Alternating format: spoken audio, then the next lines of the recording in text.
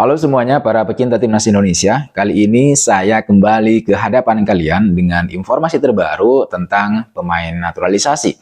Kalau tidak keliru, dua video sebelumnya saya tidak menyajikan atau mengetengahkan soal pemain naturalisasi. Tetapi saya pikir-pikir tetap yang menarik itu adalah informasi terbaru soal pemain diaspora atau naturalisasi. Bukan karena isu ini sedang berkembang akhir-akhir ini, tetapi karena memang untuk membentuk timnas yang kuat, timnas yang bakal lolos ke Piala Dunia 2026, kita membutuhkan pemain-pemain yang memiliki jam terbang tinggi di liga-liga Eropa. Tapi tunggu teman-teman, sebelum saya bahas lebih lanjut, ada baiknya buat kalian yang baru bergabung, perkenalkan, saya Latifianto, tuan rumah dari channel Latifianto, sebuah channel khusus yang bakal membahas tentang dunia sepak bola, utamanya timnas Indonesia. Pokoknya segala hal yang berkaitan dengan timnas Indonesia akan selalu saya bahas di channel ini.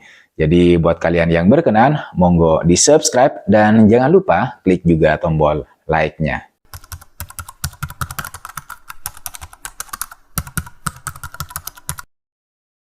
Oke, baru-baru ini, tepatnya tanggal 27 September kemarin, TV One menaikkan berita di laman resminya tentang anggota Exco PSSI yaitu Arya Sinulinga yang menyampaikan petunjuk atau kasarannya sebuah bocoran soal pemain keturunan baru yang akan dinaturalisasi untuk timnas Indonesia.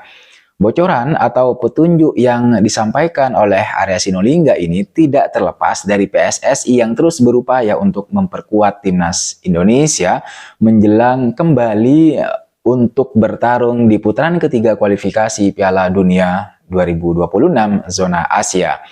Dalam waktu dekat, yaitu bulan depan, timnas Indonesia dijadwalkan bakal bertemu Bahrain pada pertandingan yang akan berlangsung di Stadion Nasional Bahrain, yaitu tanggal 10 Oktober. 5 hari kemudian, timnas Indonesia, timnas yang kita sayangi ini, di bawah asuhan Sintayong, ini akan terbang ke Cina untuk menghadapi tuan rumah di Stadion Qingdao Youth Football, kota Qingdao. Sesuai informasi sebelumnya teman-teman, menjelang dua pertandingan tersebut, ini pertandingan yang krusial menurut saya, skuad Garuda akan ketambahan dua pemain keturunan baru yang saat ini sedang menjalani proses naturalisasi. Di mana dua pemain tersebut yaitu Mads Hilgers dan Eliano Reinders yang sudah akan menjalani sumpah WNI pada tanggal 30 September di KBRI Den Haag, Belanda. Itu besok. Jika tidak ada masalah dalam proses administrasi, maka Mads Hilgers dan Eliano Reinders ini sudah bisa bermain untuk menghadapi Bahrain dan Cina di bulan depan. Karena batas pendaftaran pemain ke AFC itu tanggal 3 Oktober. Maka jika besok pemain tersebut sudah resmi disumpah, maka keduanya akan menjalani proses perpindahan federasi yang diperkirakan akan memakan waktu maksimal 2 hari.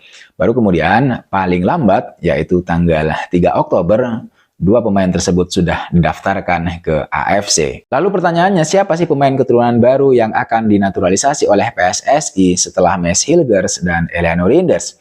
Nah, mengenai hal tersebut teman-teman, Arya Sinulinga memang telah memberikan sedikit petunjuk soal sosok yang akan dinaturalisasi dalam waktu dekat ini.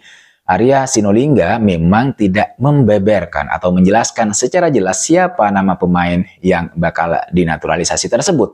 Tapi dalam sebuah video yang dibagikan akun Xsports77 Official, dia memberikan clue kalau pemain tersebut itu masih muda. Pertama, informasi yang bisa ditarik dari bocoran yang disampaikan oleh Arya Sinulinga ini bahwa dalam waktu dekat PSSI akan menaturalisasi pemain keturunan baru. Itu pertama. Informasi kedua adalah bahwa pemain tersebut masih muda. Dari dua informasi kunci ini kemudian berbagai spekulasi bermunculan. Beberapa menyebutkan bahwa pemain muda tersebut mungkin saja yaitu Mauro Zylstra oleh Romeni atau Emiliano Jonathan. Karena sampai saat ini PSSI belum mengumumkan nama pemain yang bakal dinaturalisasi tersebut, maka spekulasi terus berkembang. Spekulasi itu bukan berarti informasi ini tidak valid. informasi bahwa PSSI bakalan menaturalisasi pemain baru itu valid, ada sumbernya. Kita hanya tinggal menunggu dengan siapa kira-kira nanti Pak Erick Thohir akan berjabat tangan. Akan tetapi, jika meninjau ulang berita-berita yang sudah berkembang sebelumnya teman-teman, maka untuk Ole Romini menurut saya kemungkinan belum menjadi agenda dari PSSI. Meskipun PSSI sendiri sangat tertarik untuk kemudian menaturalisasi pemain tersebut untuk mempertajam lini serang timnas Indonesia. Lini depan timnas Indonesia memang masih menjadi PR yang harus dituntaskan oleh Sintayong dan PSSI sejauh ini. Sebab di 2 laga terakhir timnas Indonesia belum berhasil memberikan kemenangan untuk publik tanah air. Kabar baiknya timnas Indonesia memang berhasil mengimbangi perlawanan 2 raksasa Asia yaitu Arab Saudi dan kemudian Australia. Sehingga Indonesia masih punya peluang yang cukup besar untuk kemudian lolos dari putaran ketiga kualifikasi Piala Dunia zona Asia ini. Akan tetapi kabar buruknya dengan hanya berhasil bermain imbang, berarti lini depan timnas Indonesia bisa dibilang belum cukup tajam untuk menghadirkan kemenangan. Tentu saja terlepas bahwa 2 tim yang dihadapi pada match pertama dan kedua kemarin adalah tim raksasa yang juga sudah menjadi langganan Piala Dunia. Tetapi sekali lagi informasi pentingnya adalah di 2 laga awal timnas Indonesia belum bisa menghadirkan gol kemenangan. Yang berarti ketajaman lini serang timnas Indonesia ini masih menjadi pertanyaan besar. Sebenarnya masalah ketajaman lini depan ini bukan masalah baru gitu ya. Karena di akhir putaran yang kedua ketika timnas Indonesia berhasil mengalahkan Filipina di Gelora Bung Karno, Sintayong juga sudah mengeluarkan atau mengeluhkan persoalan ini, persoalan lini depan timnas Indonesia yang cukup kesulitan untuk mencetak gol. Memang saat itu pemain depan timnas Indonesia tidak bisa memanfaatkan peluang emas di depan gawang menjadi gol. Bahkan sejak pertandingan tersebut Sintayong bertekad untuk memburu pemain-pemain lain yang berposisi sebagai penyerang untuk membuat lini depan timnas Indonesia semakin gacor, semakin tajam. Alhasil muncullah nama Ole Romini yang digadang-gadang dan masuk dalam daftar pemain keturunan yang bakal dinaturalisasi. Pemain ini memang berposisi sebagai pemain depan dan cukup produktif di klubnya di Belanda. Ole yang kini berusia 22 tahun memang disebut-sebut sebagai finisher mematikan gitu ya, yang bisa mencetak gol dari posisi sulit sekalipun. Tetapi setelah beberapa kali didekati, negosiasi berakhir di gang buntu antara PSSI dan Ole Romini belum menemukan satu titik kesepakatan, yang artinya striker yang memiliki harga pasar sekitar 13,9 miliar rupiah tersebut tampaknya memang masih belum akan dinaturalisasi oleh timnas atau oleh PSSI. Akan tetapi menurut saya Coach Sintayong tidak perlu khawatir gitu ya, karena dia bisa mempertimbangkan opsi lain dengan belum bisa bergabungnya oleh Romini ke timnas Indonesia.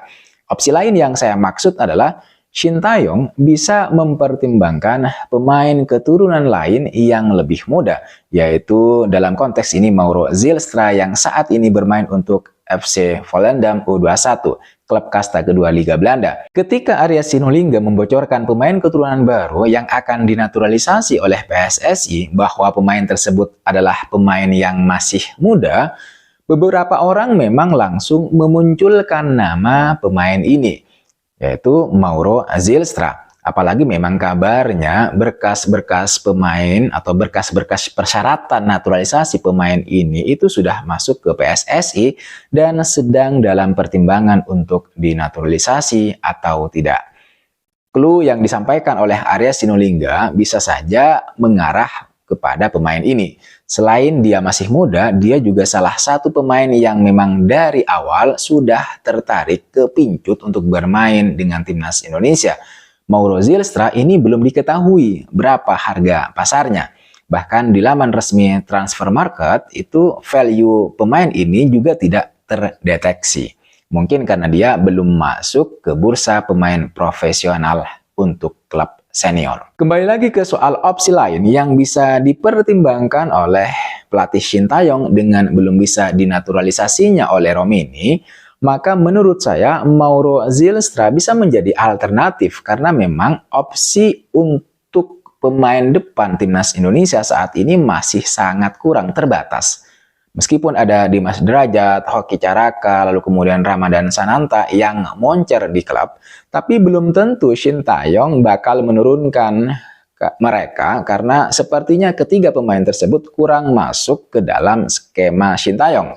Di mana dalam skema Shin Tae-yong itu pelatih ini selalu memainkan pemain depan yang memiliki kekuatan atau kecakapan untuk holding the ball, kemudian memberi umpan, membuka ruang, dan sebisa mungkin untuk selalu bergerak karena harus menjadi aktor utama untuk membuka pertahanan lawan.